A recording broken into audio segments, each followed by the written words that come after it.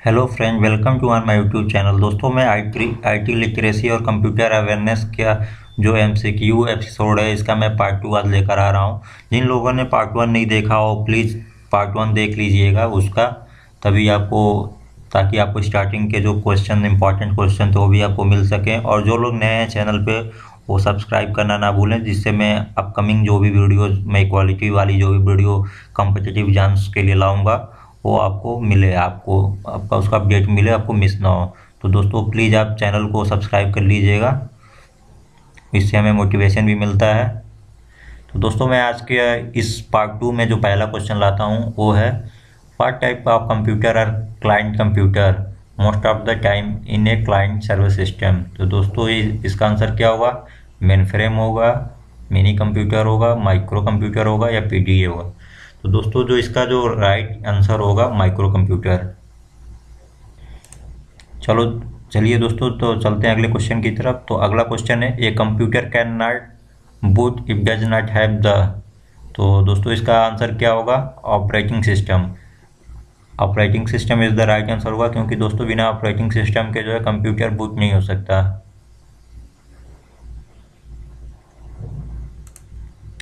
अगला क्वेश्चन है, the amount of vertical space between lines of text in a document is called. तो दोस्तों, जो वर्टिकल स्पेस होता है बिटवीन लाइन के, उसको हम क्या बोलते हैं? तो दोस्तों, इसे हम बोलते हैं लाइन स्पेसिंग। बढ़ते हैं आगे क्वेश्चन की तरफ, अगले क्वेश्चन की तरफ। Examples of non numeric data is. तो दोस्तों, इसका क्या होता है? Non numeric data.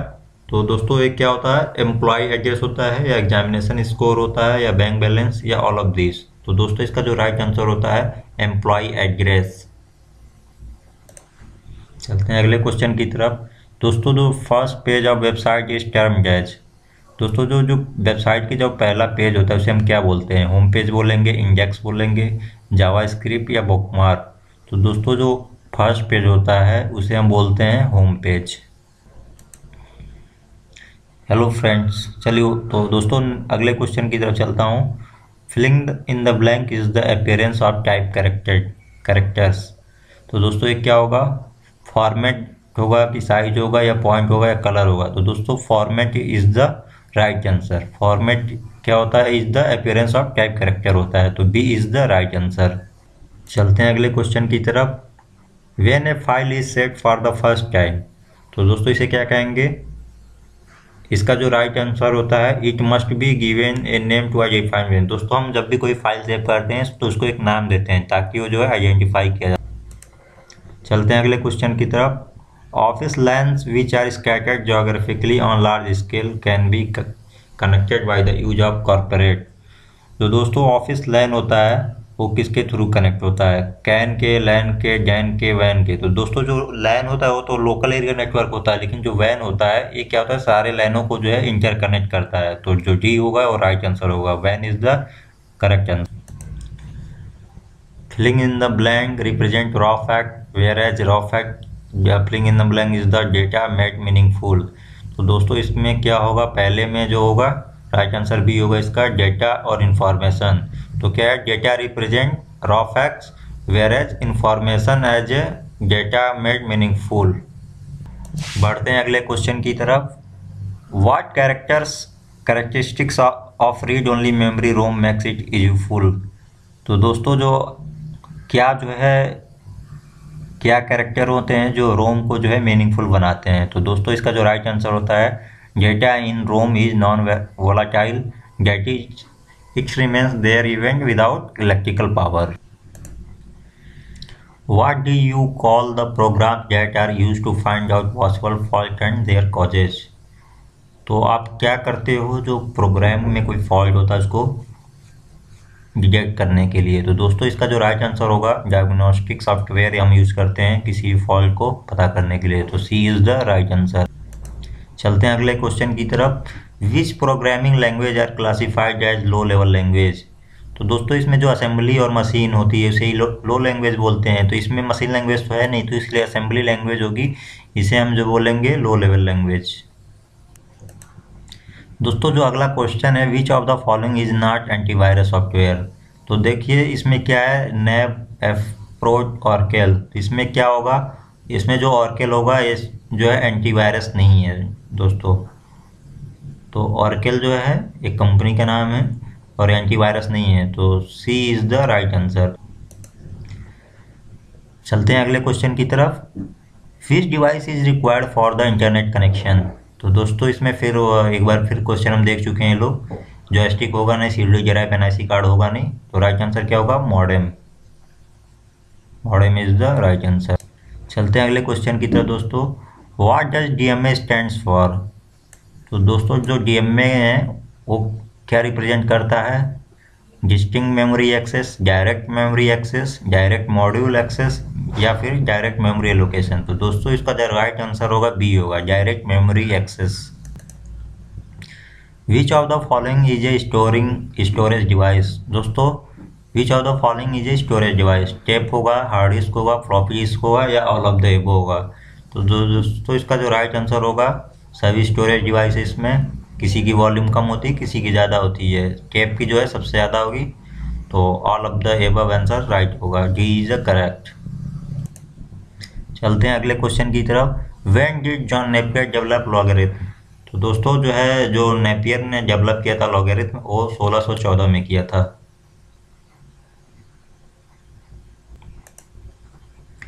A normal CD ROM usually can store up to.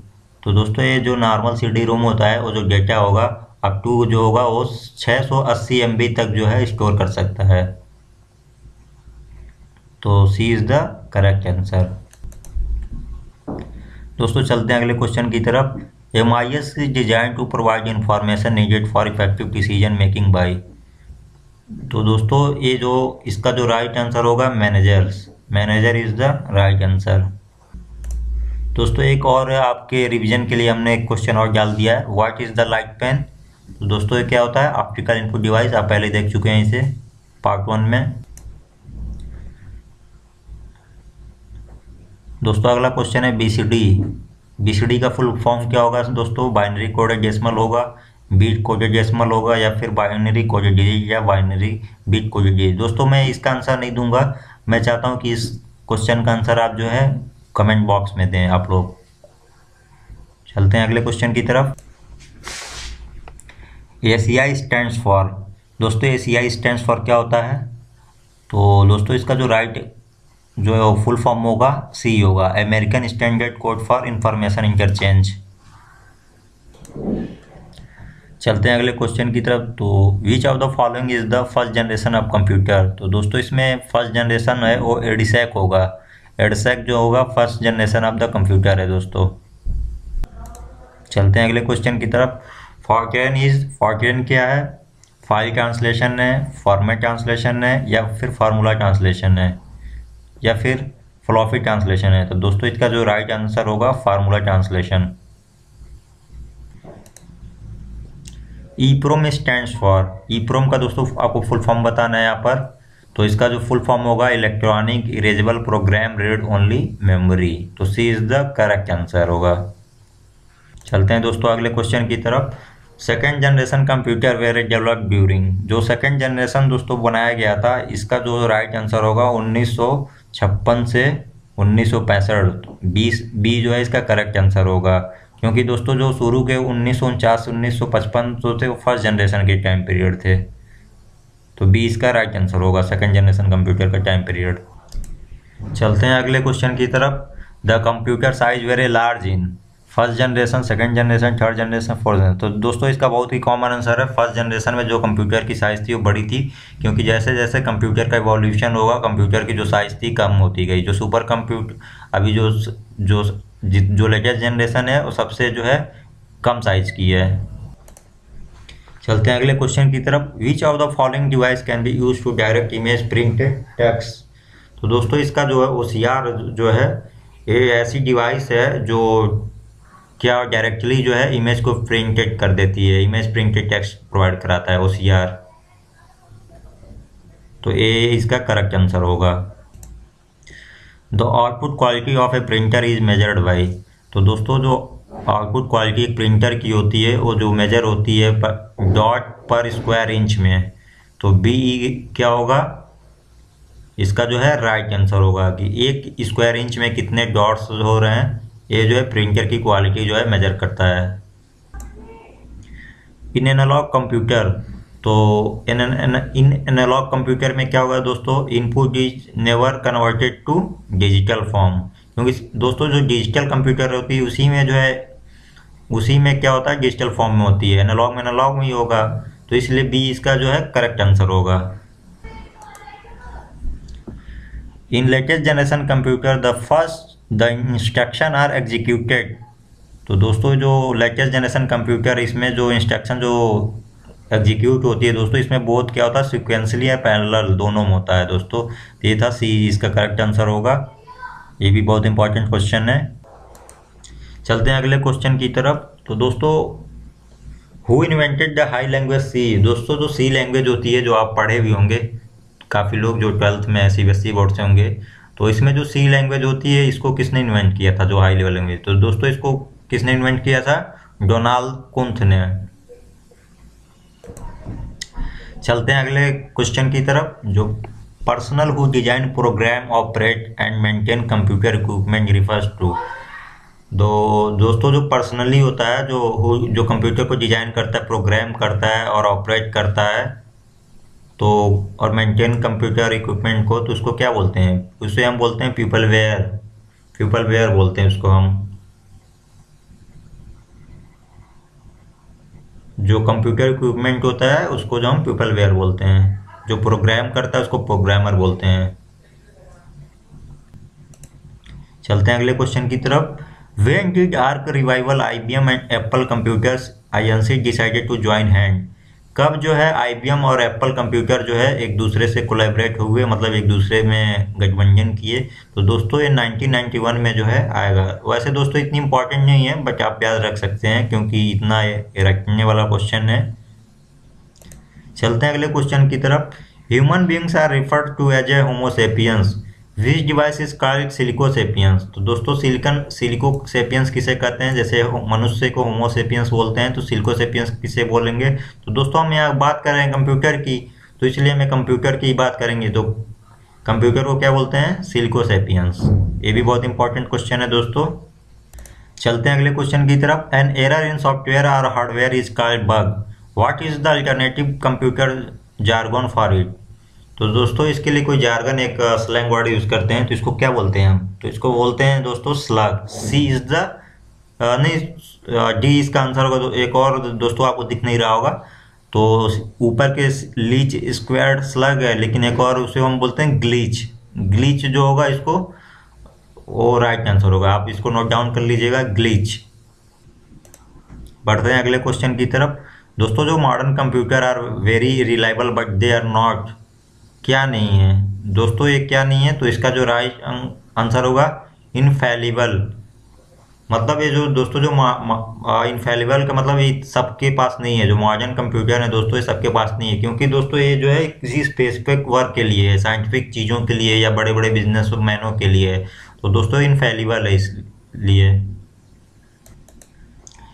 अगला क्वेश्चन है what is the name of the display feature that highlight are of the screen which require operator attention. तो दोस्तों इसका जो question का answer होगा reverse video is the right answer. बढ़ते हैं अगले क्वेश्चन की तरफ। Personal computers use a number of chips mounted on a main circuit board, what is the common name for such board. तो दोस्तों इसका नाम आपने सुना होगा, एक मदरबोर्ड होती है। तो दोस्तों यही ये मदरबोर्ड है जिसपे जो है सारे जो है चिपे वगैरह माउंट होती है। तो C B is the right answer दोस्तों, मदरबोर्ड। चलते हैं दोस्तों अगले क्वेश्चन की तरफ। तो what is the mean by a dedicated computer. तो दोस्तों इसका जो आंसर होगा बी होगा। बी मतलब which is assign one and only one task. जो सच डेडिकेटेड जो कंप्यूटर है दोस्तों उसको जो है वो पर्टिकुलर किसी एक ही वर्क के लिए असाइन होता है। जैसे जो कुछ कंप्यूटर जो वेदर फॉरकास्टिंग के लिए यूज करते हैं, कुछ जो है रडार के लिए यूज करते हैं, तो ऐसे कंप्यूटर को हम डेडिकेटेड कंप्यूटर बोलते हैं। बढ़ते हैं अगले क्वेश्चन की तरफ। तो दोस्तों अगला क्वेश्चन है ए computer program that convert an entire programme into machine language is called an. तो दोस्तों इसे हम कंपाइलर बोलते हैं, जो मशीन लैंग्वेज को जो है कंप्यूटर लैंग्वेज, जो कंप्यूटर प्रोग्राम को मशीन लैंग्वेज में कन्वर्ट करता है, कंपाइलर बोलते हैं इसको। और फिर कंपाइलर के बाद जो अगला प्रोसीजर होता है उसको इंटरप्रेटर बोलते हैं। तो कंपाइलर सी जो होगा राइट आंसर होगा। बढ़ते हैं अगले क्वेश्चन की तरफ, इस पार्ट के और आखिरी क्वेश्चन की तरफ। तो दोस्तों अगला क्वेश्चन नेक्स्ट और आखिरी क्या है इस पार्ट का, पार्ट 2 का। A computer program that translate one program instruction at a time into machine language is called. दोस्तों इसमें जो वन एट ए टाइम क्या वो करता है, जो चेंज करता है, उसको हम क्या बोलते हैं, इंटरप्रीटर। इंटरप्रीटर को हम बोलते हैं जो वन एट ए टाइम जो है ट्रांसलेट करता है प्रोग्राम को। तो दोस्तों ये रहा पार्ट 2, और उम्मीद करता हूँ ये वीडियो आपको पसंद आया होगा। और प्लीज़ दोस्तों आप अगर आपको पसंद आया हो तो वीडियो को लाइक कीजिए, अगर नहीं भी पसंद आया हो तो बगल में डिसलाइक का बटन है उसको दबा दीजिए फीडबैक के लिए, बट दोस्तों ज़रूर कीजिए। और हाँ, आप वीडियो प्लीज़ सब्सक्राइब कीजिए। मैं अभी इसमें और भी पार्ट्स लाने वाला हूँ। अभी ये 2 पार्ट्स ही हुए जो लगभग बेसिक कवर कर रहा है। मैं अभी कम से कम 6 पार्ट्स और इसमें लाऊंगा इस वीडियो में। तो दोस्तों चैनल से जुड़े करने के लिए आप चैनल को सब्सक्राइब कीजिए। और मैं अभी नया हूं चैनल पे, लेकिन आगे भी अब बहुत सारे क्वालिटी वीडियो बनाता रहूँगा। तो दोस्तों इसे प्लीज़ ज़्यादा से ज़्यादा अपने किसी को भी जो भी गवर्नमेंट जॉब की प्रिपरेशन कर रहे हैं किसी भी चीज़ की, तो उन्हें ये लिंक जो है ज़रूर शेयर कीजिए इस वीडियो का। और चैनल को सब्सक्राइब करना ना भूलिए। Thank you for watching and listening. Have a good day and all the best. Thank you.